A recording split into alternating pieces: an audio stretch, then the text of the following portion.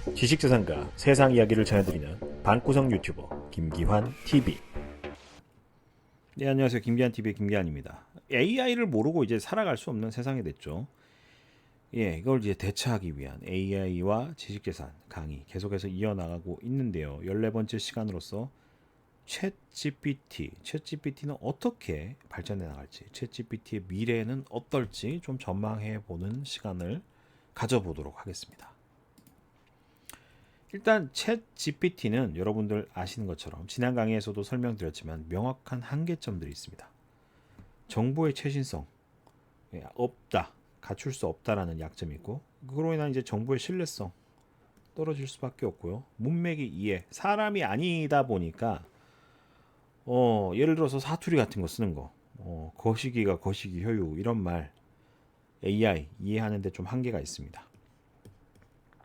정보의 제한, 챗GPT는 어쨌든 딥러닝 AI 기반이다 보니 딥러닝이든 머신러닝이든 어떤 자료를 바탕으로 이제 학습한 거 가지고 대답을 할 수 있다 보니까 이 AI에게 자료를 제공하지 않겠다, 무료로 자료를 제공하지 않겠다라는 언론사라든지 업체들이 많이 늘어나고 있는 추세라서 정보에 대한 제한이 명확하고요. 정보의 편향도 많이 되어 있고 결정적으로 도덕심 이런 거 없습니다. 윤리적인 이슈가 또 있다라는 이런 한계가 명확하게 있습니다. 그래서 아직까지는 챗GPT가 갈 길이 멀다라는 것을 좀 인지를 해주셨으면 좋겠고요. 특히 이제 윤리에 대한 얘기를 좀 안 할 수가 없는데 AI는 양심이 없다라는 서울여대가 이제 자랑하는 김명주 교수님이 쓴 책에서도 뭐 이런저런 얘기들을 했었는데 AI는 사람이 아닙니다. 이제 어떤 알고리즘이다 보니 AI는 잘못된 정보를 전파할 가능성이 있습니다. AI가 발달하면서 제가 이제 굉장히 우려하는 분야가 뭐냐면은 가짜 뉴스. 이게 그냥 막 사이버레카나 기레기가 생산한 가짜 뉴스를 막 퍼나르는 경우도 있고 이 AI에 의해서 챗GPT에 의해서 잘못된 정보 가지고 가짜 뉴스를 만들어서 마치 사실인 것처럼 퍼날라지는 이런 현상이 많이 일어나고 있습니다. 문제는 AI는 이 잘못된 정보를 전파할 가능성이 크다라는 점에서 도덕심이 없다는 거예요. 윤리가 없다는 거예요. 그래서 온라인에서 사람을 사칭 등 악의적인 목적으로도 사용이 될 우려가 있다. 챗봇이다 보니까 사람인 신용을 할 수도 있다. 그래서 낚시를 할 수도 있고요. 언어 모델의 사용이 계속 증가함에 따라서 이러한 모델이 이제 책임감 있게 사용되도록 윤리적 지침을 개발하고 구현하는데 점점 집중을 하고 있는데 우리나라 같은 경우는 이 국회에 계신 분들이 이거 관련된 이제 법안이나 이런 것들을 발의를 해주셔야 되는데 맨날 쌈박질 하신다고 그 정도로 진도를 좀 빼고 있지는 못합니다. 이제 반면에 당연히 더 고도화가 될 거죠. 챗GPT가 지금 이제 활용되는 분야는 단순 반복 작업. 요 이제 기반의 레포트 뭐 이런 건데 이게 좀 더 고도화가 되면 이제 특정 사용 사례에 대해 최적화된 이제 특정 작업이라든지 산업을 위한 전문화된 모델을 개발하는 추세라서 의료 분야, 금융 분야에서도 챗GPT 활용이 굉장히 좀 잘 될 거라고 생각되고 있고 저도 이제 챗봇을 이용해서 챗GPT 기반의 이 챗봇을 활용해서 상담원과 통화하지 않고 일을 하는 경우도 많습니다. 특히 이제 요즘은 이제 금융권 같은 경우도 우리은행, KB, 하나은행 뭐 이런 곳에서 챗봇 도입했다라고 하죠. 이런 거 상담할 때도 그렇고 저축은행, 보험사, 뭐 여신 전문 기관, 카드사 같은 경우도 이제 그 콜 영업이라든지 혹은 상담원, 상담원을 굉장히 지금 많이 줄이는 추세입니다. 챗봇으로 어느 정도 커버가 되기 때문이죠. 지금 무서운 그런 세상이 와 있고요. 또 하나는 이제 챗GPT가 발달하면서 타 기술하고의 통합, 융합 가능하다는 겁니다. 얼마든지 가능하다는 겁니다. 그래서 컴퓨터 비전 및 강화 학습과 같은 다른 AI 기술하고 통합해서 더 발전하고 유능한 AI 시스템이 만들어질 거다라고 얘기를 하는데 예를 들면 이제 구글 렌즈 같은 사진, 이미지 기반 인풋 데이터나 명령에 대한 거. 그러니까 음성으로만 명령하던 거를 텍스트 입력으로도 대응을 할 수가 있고, 이게 이미 어떻게 보면 챗봇이죠. 텍스트 쓰는 것도 귀찮다.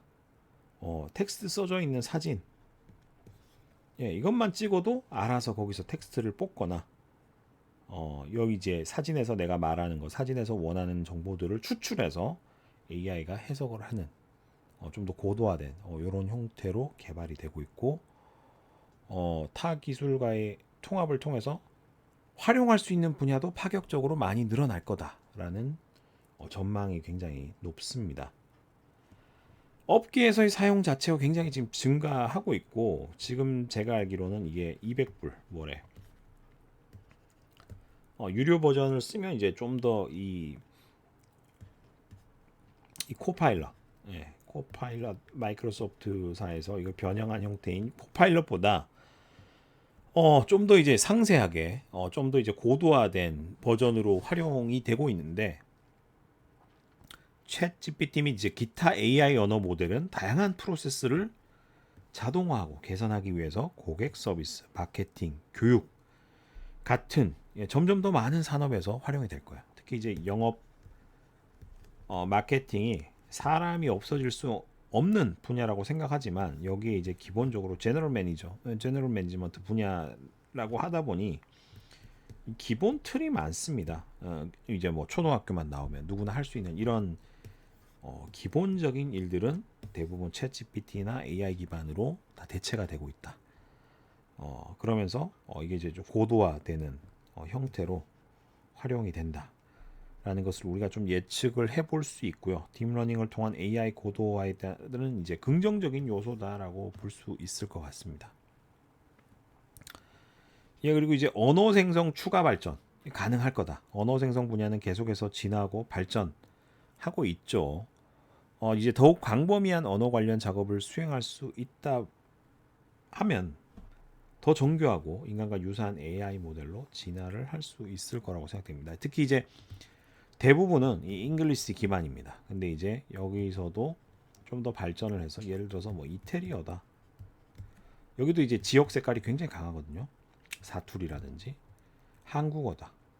여기도 뭐 이제 사투리 같은 거, 이런 거까지도 확정해서, 제가 거시기라고 얘기를 했지만 뭐 시계를 지칭한다. 제가 거시기라고 했지만 마이크를 지칭한다. 제가 거시기가 거시기하다라고 얘기를 했지만은 철수가 나쁘다라고 이제 해석할 수 있을 정도로 언어 생성 분야는 계속해서 진화하고 발전하고, 챗 GPT의 이 언어 이해 능력도 당연히 발전할 거다. 딥러닝을 통해서 이제 다양한 문맥에 대한 이해도가 높아질 수밖에 없죠. 긍정적으로 진짜 인간과 대하는 것 같은 수준이 언젠가는 될 겁니다. 그게 이제 뭐 오늘이 될 수도 있고 내일이 될 수도 있는데, 분명한 거는 이 정도 수준까지 갈 날이 그리 멀지 않았다는 거죠.